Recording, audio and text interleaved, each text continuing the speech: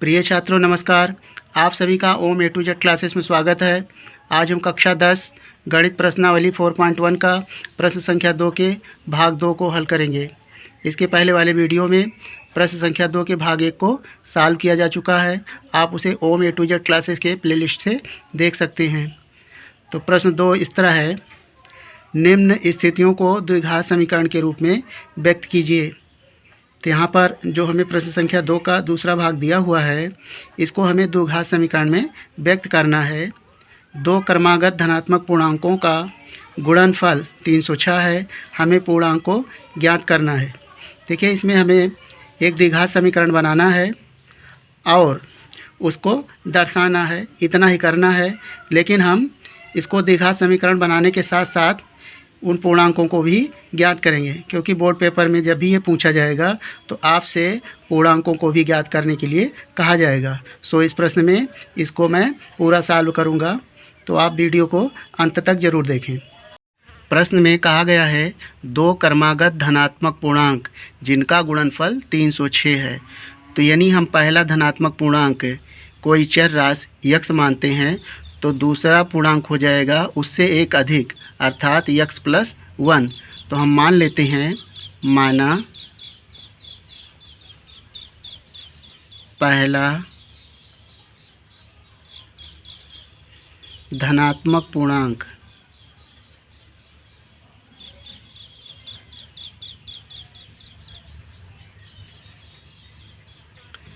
बराबर यक्स। तब दूसरा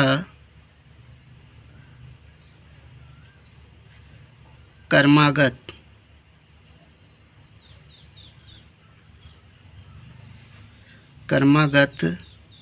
धनात्मक पूर्णांक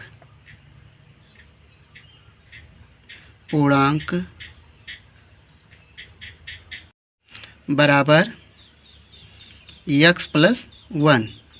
यानी क्रमागत का मतलब उससे एक संख्या अधिक।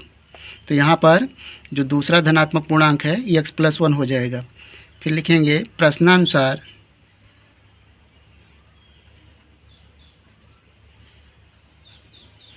प्रश्न में कहा गया है कि दोनों धनात्मक पूर्णांकों का गुणनफल, यानी यक्स और यक्स प्लस 1 का गुणनफल कितना है, 306 है।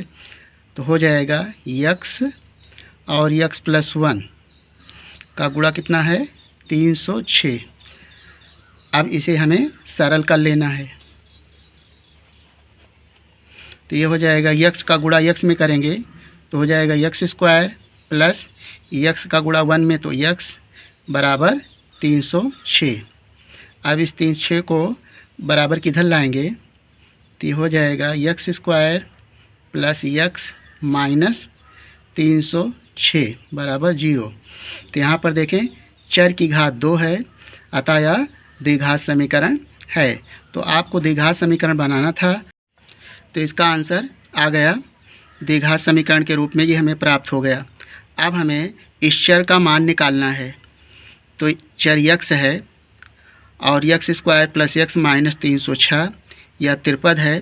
हमें इसका गुणनखंड करना है।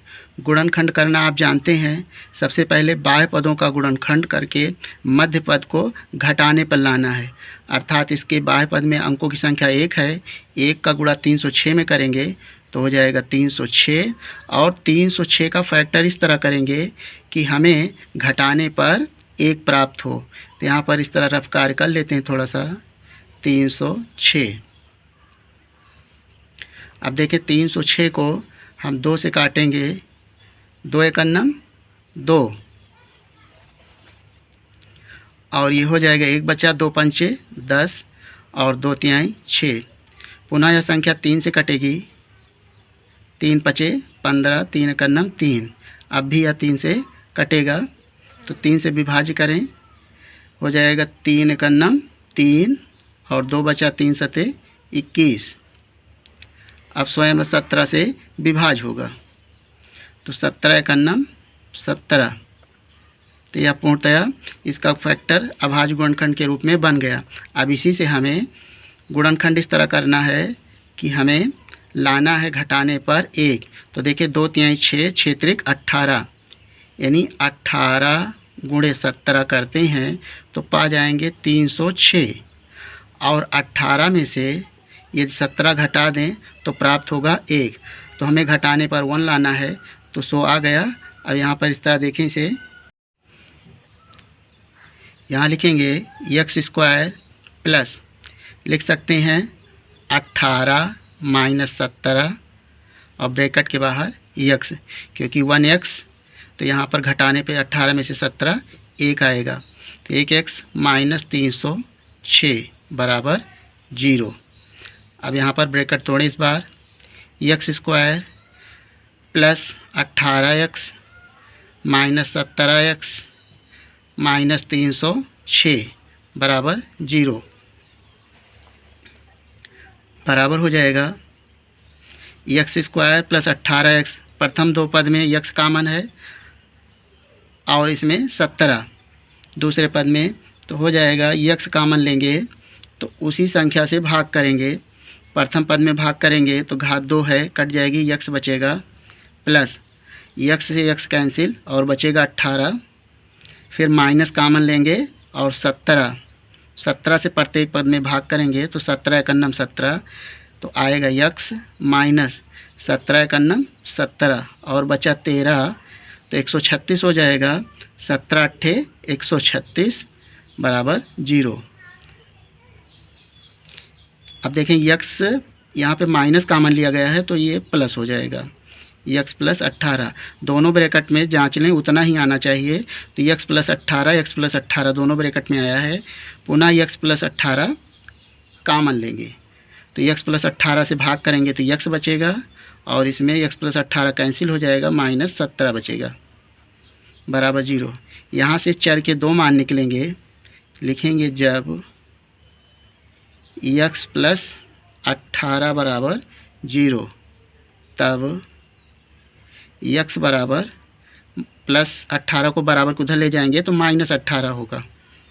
इसी तरह लिखेंगे x माइनस 17 बराबर 0 तब x बराबर 17।